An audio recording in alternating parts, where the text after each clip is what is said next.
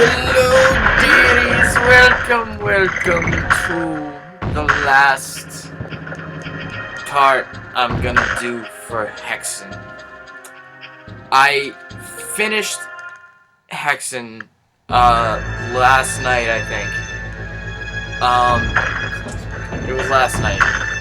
And the thing about Hexen, I knew basically once I started the fourth hub world out of 5 that I could not finish that game without starting to do cheats, because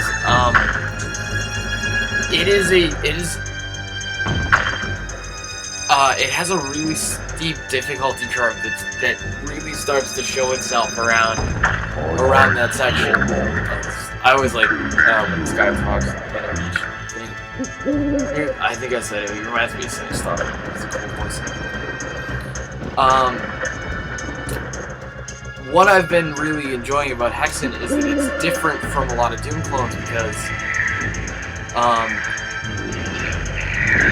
what it focuses more on exploration and sort of like puzzles,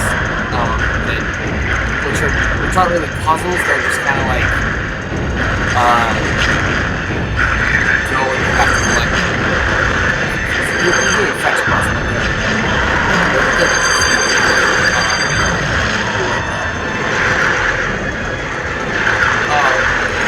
The reason it gets really difficult and why it's so hard is I'm already having a really tough time,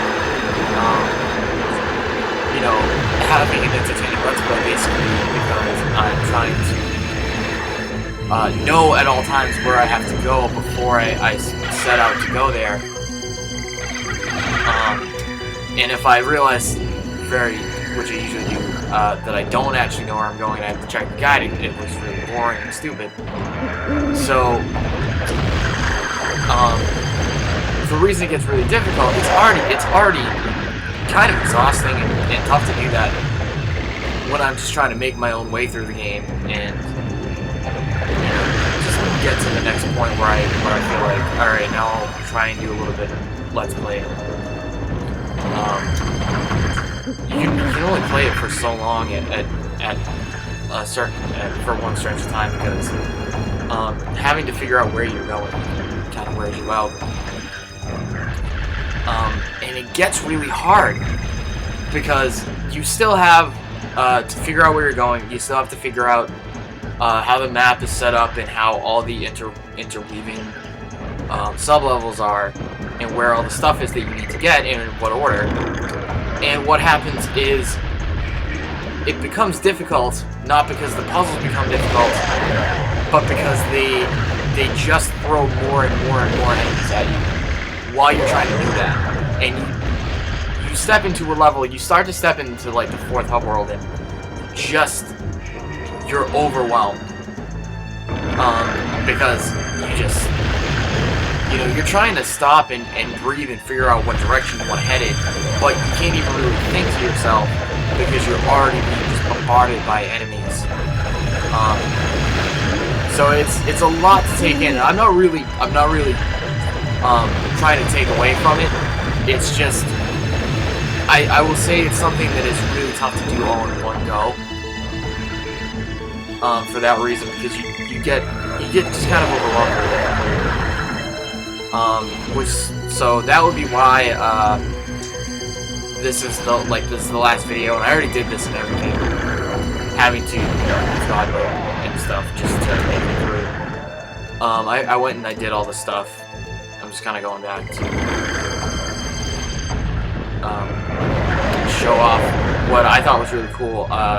The last level, the last hub world, and some of the bosses that are in there. I won't go through all the way necessarily, but you basically fighting 3 bosses that represent the 3 character classes, and I really needed that. Creator of Might. Figure out what the Creator of Might does is really helpful. Just replenishes all of your mana, which by the end of the game you need to do all the time, because you're just fighting just more and more enemies. Like have a typical area where you'd be fighting like 3 centaurs or something, or 3 slothors, which are the tougher ones. Imagine that same type of area, but now you have to fight 8 of them instead of 3. Yeah, in the guide and whatever, there's regular ones, I think, and then there's also ones called slothors, which is weird. So this is the first. Actually, I'm gonna refilm my manual with this clear of light first. And go to fleshes. So this is the first one, and basically what I need to do is press the symbol on the wall that matches the one in the middle of the room. If I press any other symbol, it summons a bunch of monsters. And I need to press the switch in these rooms that matches the shape of the room. So it's not that one. It's...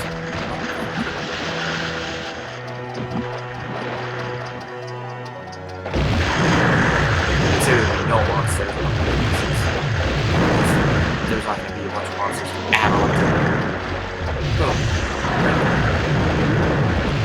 That's a puzzle the first time you're not really sure what the deal is. And so you just go and press all the switches because you get accustomed to it. And then once you do the one, whether you do it the last time or the second time or something like that, you realize kind of what made it do that. This is the tricky one. Already bishops.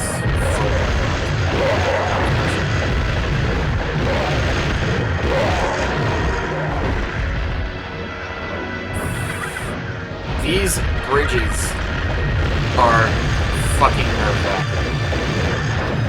Because these are basically just stars floating in the middle of the air, but they are bridges that you're supposed to go across. And on this one in particular, I am looking for the dot with the circle with a dot. So it's not in front of me, obviously. Why should it be? It's like on the side. At least it's not all the way around the back, but obviously they did that to cross that one first. So this one.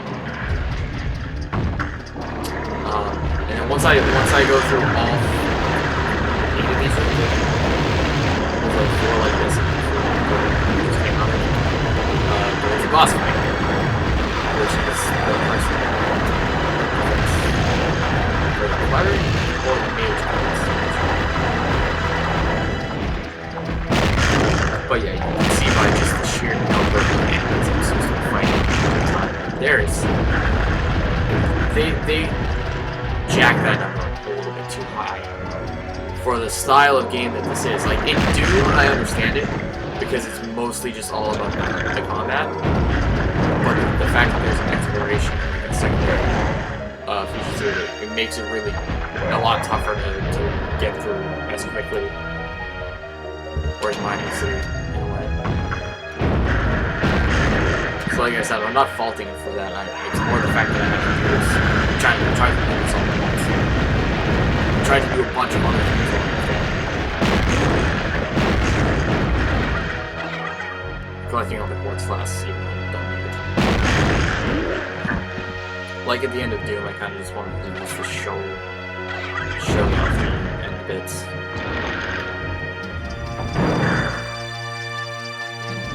So like, there might be one. Is it? Oh no. Now there's a switch that wasn't there before. I need to do this real quick and race over here because this door will actually shut. Or the elevator will go back. And bing bada boom. Realest boss in the room. Soon. There it is. Ah! Flash it! Oh, I want to use the ghost gun. Oh. Wow, he's actually way shittier than he was the first time I fought him. Ghost gun! I don't know if I used the ghost gun during the Let's Play before. Ghost gun is one of those things that you save for. It's called the Wraith something or something.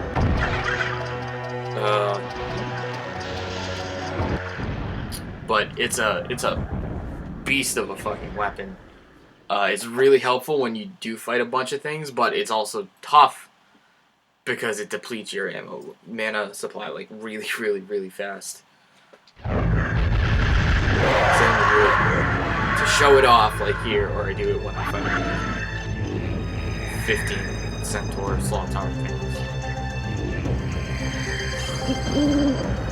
I think I already got the things I'm actually looking for. Like I have them, so I can just do. Yeah, I already have them. You know, I'll instead of going to the next guy and going to his level, I'll go to the final boss instead and show him off because he's a beastly motherfucker. His name's the Korax, the guy who like taunts you at the beginning of each world. And he has a pretty long fight that is ridiculous. If I was actually trying to do this, it's one of those things like you would make it. It's like fighting the cyber demon, like 5 cyber demons. Wow.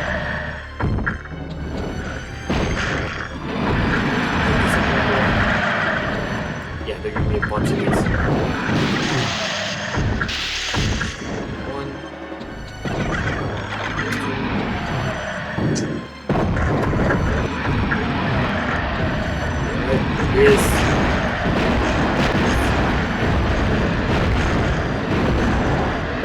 Now, in this room we're in here, there's 2 graves if you step on this one, I believe. It's this one or no, it's the other one. That's just fine. That one will crush you. This one was like a whole floor to wall. So you try to run away, but you'll inadvertently run through one of those 2 things. Die or it's time for the ghost gun! It's the Wraith first. This level's not over, obviously. It's just like the teaser part. I don't know if I pointed out the delightful noise that the enemies all make. It doesn't matter which enemy it is. They all make the same noise when you're fucking up with the fleshettes or the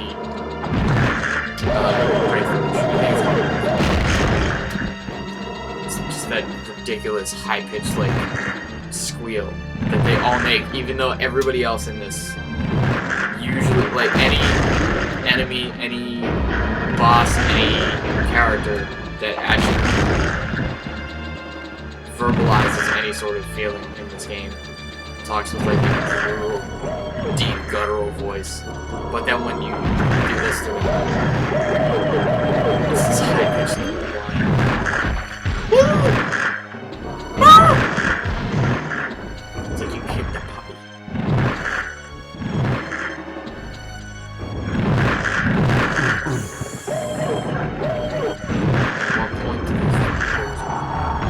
When you kill it. Yeah, this is what I'm talking about. Look at all these. It's ridiculous.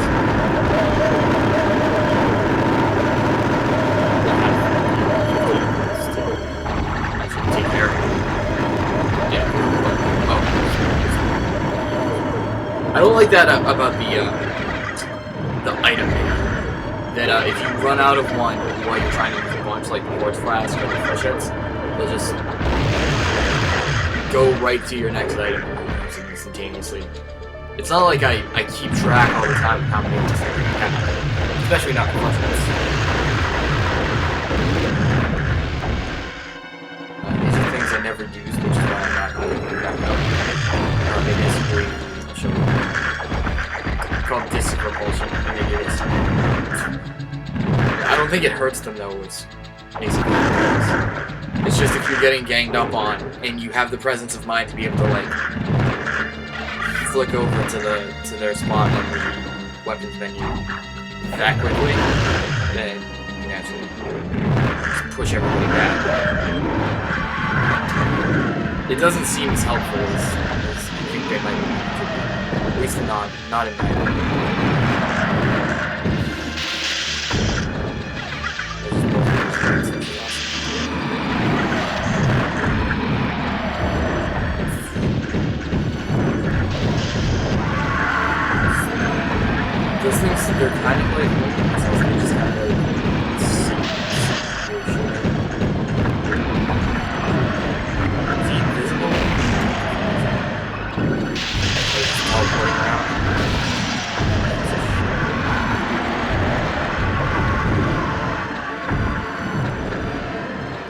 At least they give you enough of the first players, right? Because you would seriously run out of ammo.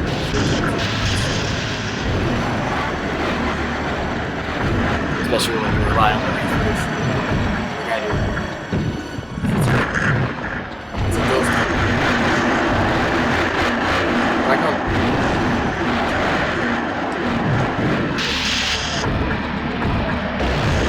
Is he not dead? Shit, this is gonna...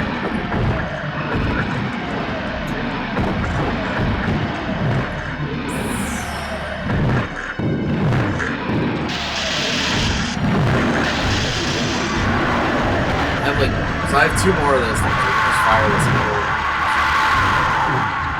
oh, I killed him. Yep, the whole world is shaking. And I can go through the door and final cutscene. That was Hexen. I really just wanted to show off the like some of the ending. Because when I was running around Necropolis, not that I really pointed it out, I thought that was one of the cooler looking levels. And I liked the way that they set that up, even though I skipped it. Where you have the 3 bosses that you have to fight and get to Korax, who's a dick. I've been playing this game for a while, and I just really felt like it needed to be over and done with, because it, like I said, probably 10 times already, it wears you out. And to read that. Cool. Oh, I will have to show off the last like picture for this cutscene, which is just a weird chess game with the demon hand. If the lore was to be believed, this would have been the second in like 7-game series, because I think it's established in the lore of the first game that there's like 7 Serpent Riders, and Korax is like the second of the Serpent Riders. I would assume that if they had continued this, they would have sped that shit up a little bit, but who knows? Yeah, this one. This is goofy looking to me. It's that just red hand there. I think it's supposed to be a... Ooh. Yeah, there it is. Yeah. That's to suggest that there's going to be sequels to this, further sequels to this, and that there will be more Serpent Riders to fight. I like Hexen. I like Hexen better than I liked Doom, because there's just more to it. Even though, like I said, it can get kind of exhausting and very intense when you're trying to. You always need to know where you have to go, or else you are kind of fucked. Especially later on, because you will be just overwhelmed already, and you won't get the chance to figure it out. So that's why it gets really hard at the end. But like Turok, I also think that this is like a game that's developed in that frame of time where like the actual act of beating it without cheating is supposed to be a huge milestone, something to be proud of, because cheats would have been just available to you, and you can just go and see the whole game. Nowadays, you get through a game just by trying it a bunch of times, even if you get frustrated and stop. But I could